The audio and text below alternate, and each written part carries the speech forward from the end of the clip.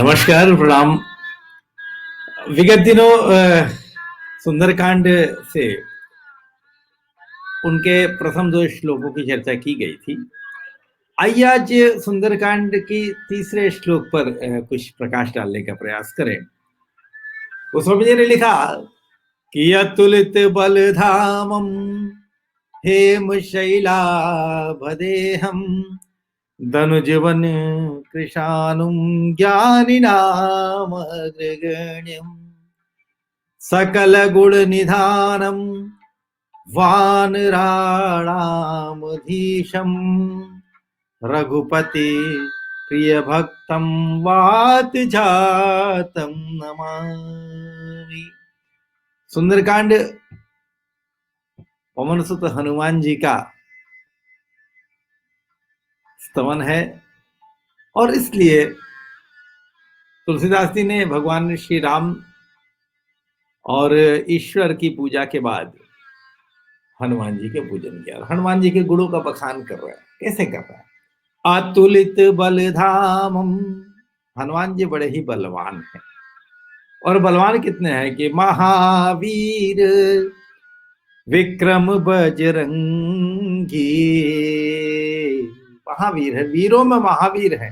वीर होना तो आसान बात है, पर कई वीरों में सबसे वीर होना या महावीर होना ये वास्तव में एक विलक्षण कला है कि महावीर विनवौ हनुमाना। और महावीर कैसे हैं? जब श्री राम ने वानरों को भेजा सीता की खोज में, तो सब समुद्र के किनारे बैठे हुए हैं। अंगद कहे जाऊं मैं पारा, जिय संशय कछु फिरती बारा। सबने अपना अपना बखान किया। जामवंत ने कहा मैं तो बहुत बूढ़ा हूं, लेकिन नहीं तो मैं चला जाता। और फिर अचानक किसी ने हनुमान जी को याद दिलाया कि पवन तनय बल पवन समाना, बुद्धि विवेक विज्ञान निधाना। आप इतने बलवान हैं और आप चुप क्यों रहे? का चुप साधे रहे हो बलवान? हनुमान जी हमारे बड़े बलवान हैं, लेकिन बलवान होने के साथ गोस्वामी जी ने लिखा कि सिर्फ बलवान होना कोई बहुत बड़ा गुण नहीं है। एक बड़ी सुंदर सी कथा याद आती है। एक पहलवान जी विवाह के लिए कन्या देखने गए। बड़े बलवान थे, पहलवान थे। कहा जाता है कि जो पहलवान होता है, जो हमेशा शक्ति का काम करता है, उसके पास दिमाग थोड़ा कम होता है, ऐसा कहा जाता है। पहलवान जी गए विवाह तय करने के लिए। उनका गुण बताया गया कि साहब बहुत बहुत ही पहलवान हैं, बहुत ही शक्तिशाली हैं। कन्या ने कहा कि 2 मिनट के लिए मैं जरा पहलवान से मिलना चाहती हूँ, अपने होने वाले पति से मिलना चाहती हूँ। तो पहलवान जी ने पूछा कन्या से, कन्या ने कहा सुना है कि आप बड़े बलवान हैं, बड़े वीर हैं, बड़े वो हैं, आप कोई ऐसा गुण दिखा सकते हैं क्या जिससे आपका बल दिखाई दे? तो पहलवान जी ने कहा कि पंजा लड़ाओगी मुझसे? विवाह करने या गए पहलवान जी और पंजा लड़ाने लगे। तो कहा बल सिर्फ वीर होना, सिर्फ महावीर होना ये अपने आप में संपूर्णता की निशानी नहीं है। और हमारे हनुमान जी हैं क्या? ये अतुलित बलधामम हेम शैलाभदेहम धनुजवन कृशानुम ज्ञानिनाभग्रगणम। वो ज्ञानिनाओं में अग्रगण्य भी है, ज्ञानी भी है। महावीर विक्रम बजरंगी कुमति निवार सुमति के संगी। और कैसे है? पवन तनय बल पवन समाना, बुद्धि विवेक विज्ञान निधाना। यदि कोई वीर हो और वीर के साथ बुद्धिमान भी हो, वीर के साथ यदि उसकी बुद्धि भी बहुत अच्छी हो, तो उससे बड़ा विलक्षण व्यक्ति कोई नहीं होता, तो गुण होता है उसका। और हनुमान जी हमारे ऐसे ही हैं। गोस्वामी जी लिखते हैं कि हनुमान जी को सिर्फ वीर मत समझना, वो ज्ञानिनाओं में अग्रगण्य है। और वीर कैसे हैं? वो वीरता की तो इतनी परिभाषाएं हैं, वीरता के इतने बखान हैं हनुमान जी के लिए, यदि उनका व्याख्या करने लगा जाए तो कई रामायण लिखी जा सकती है। कहा कि जब हनुमान जी से कहा गया कि जाके सीता जी का पता लगाओ, तो हनुमान जी ने कहा कि सहित सहाय रावण ही मारी, आनहूँ यहाँ त्रिकूट उपारी। हनुमान जी ने कहा कि क्या जरूरत है इतना तामझाम करने की, मैं अकेले जा रहा हूँ, रावण को मार करके सीता को ले आऊंगा, या कहोगे तो त्रिकूटाचल पर्वत, जिस पर्वत पे रावण का महल बना, पूरा का पूरा महल उठा ले आऊंगा। इतना तामझाम करने की आवश्यकता नहीं है। तो जामवंत से रुका, नहीं नहीं ये नहीं करना है, सिर्फ इतना करो तात तुम पाही, सीता की सुध लेकर चले आओ, इतना ही करना है। तो ये विद्वत्ता होना बहुत जरूरी है। आप बलवान अगर सिर्फ हो जाएंगे तो विद्वत्ता नहीं होगी, तो बल का दुरुपयोग ही होगा।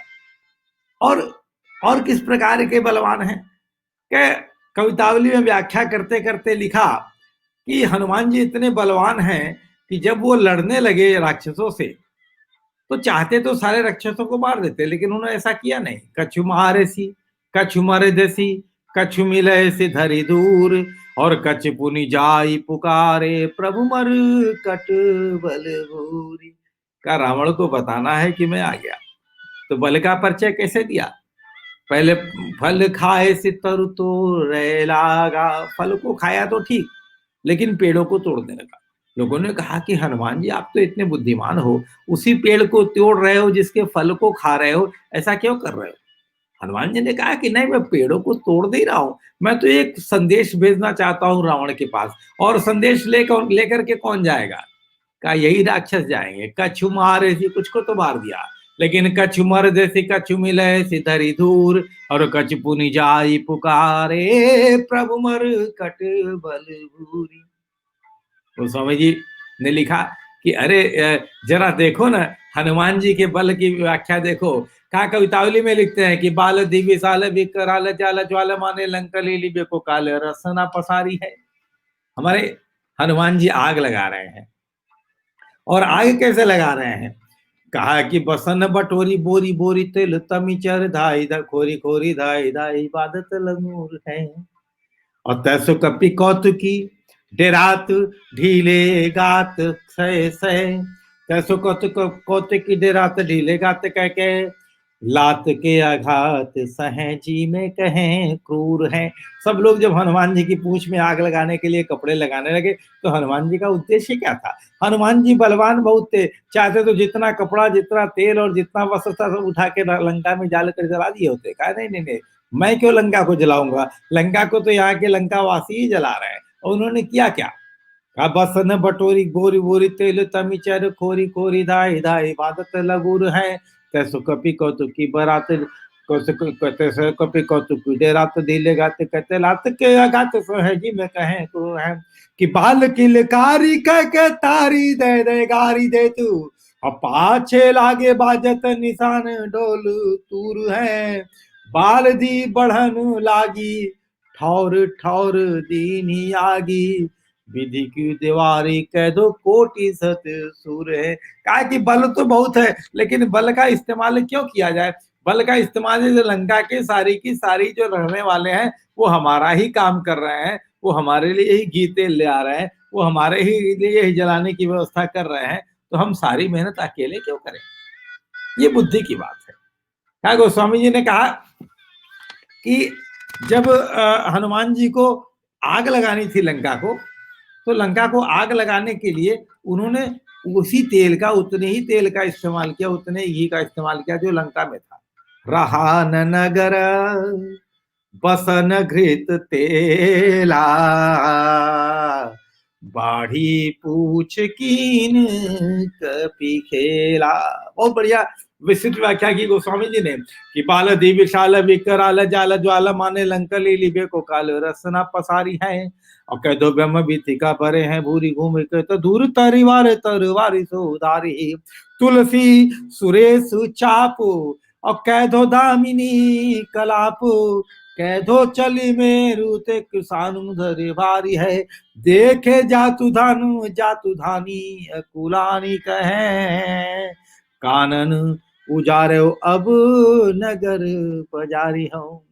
ये हमारे हनुमान जी, उनका जो महावीर विक्रम बजरंगी, कुमति निवार सुमति। और गोस्वामी जी ने क्या लिखा? कहा कितने हमारे हनुमान जी बड़े हैं। कनक अतुलित बल धामम, और दूसरा शब्द क्या था, हेम शैलाभदेहम। उनका जो शरीर कितना बड़ा है, कहा कि शरीर की बड़ाई और छोटाई वक्त के साथ बढ़ती घटती रहती, इतने बुद्धिमान है हमारे हनुमान जी। मसक समान रूप कपिधरी, लंक ही चले सुमिरि नरहरि। अंदर घुसना हुआ तो मच्छर जैसे हो गए। लेकिन जब सीता को इस बात का भरोसा नहीं हुआ कि ये छोटा सा बानर कैसे सारे राक्षसों से लड़ेगा, तो कनक भूधराकार शरीरा, समर भयंकर अति बलवीरा, सीता मन भरोस तब भयहु, पुनि हनुमान हरन स, पुनि हनुमान। और कनक बरन तन तेज विराजा, मानव अपर गिरिन करि राजा। और नहीं तो स्वामी जी ने हनुमान जी की तारीफ करते हुए कि धनुज वन कृषाण, राक्षसों को रूपी वन को, धनुज वन कृषाणु, जलाने के लिए जिस अग्नि की जरूरत है, वो अग्नि कौन है, हमारे हनुमान जी। और हमारे अंदर जो राक्षसों का वन जागृत हो रहा है, यदि उसको हमें जलाना है तो हनुमान जी को मन में रखना पड़ेगा।